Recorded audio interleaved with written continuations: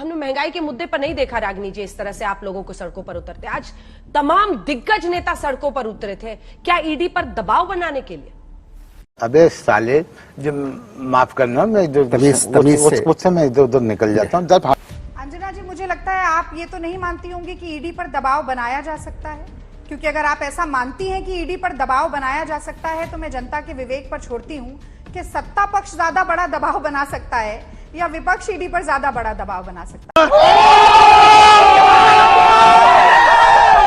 बहरहाल आज की चर्चा की शुरुआत में ये कहकर करना चाहूंगी कि निसार में तेरी गलियों के वतन के जहां चली है ये रस्म कि कोई न सर उठा के चले। तो प्रतिशोध की ज्वाला में धधकते हुए बदले की राजनीति को कैसे अमली जामा पहनाया जाता है, इस गजब बेइज्जती है।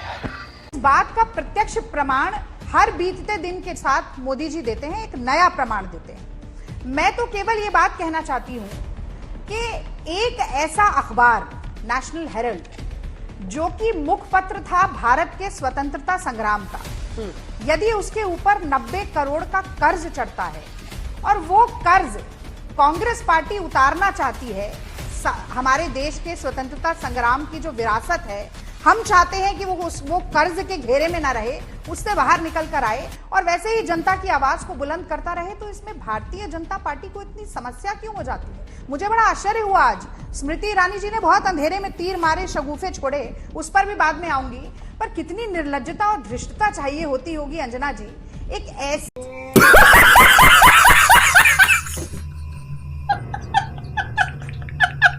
इस विचारधारा और पार्टी की प्रवक्ता को, जिसने न सिर्फ मुखबरी की अंग्रेजों की, जिसने न सिर्फ भारत छोड़ो आंदोलन की खिलाफत की, जिसने न सिर्फ 52 साल तक तिरंगा झंडा नहीं फहराया, वो आकर आज स्वतंत्रता संग्राम और स्वतंत्रता संग्राम सेनानियों का हवाला देकर इल्जाम लगाना शुरू करे, बड़ी मुझे लगता है उसके लिए बड़ी मोटी चमड़ी चाहिए। तो भाई हमने तो ऋण उतारने का काम किया और वो बिल्कुल डंके की चोट पर किया, उसके लिए कोई गुरेज नहीं है, उसके लिए कोई शर्म नहीं है। पर ये 50 लाख खर्च करके 2000 करोड़, ये आरोप आया कहां से?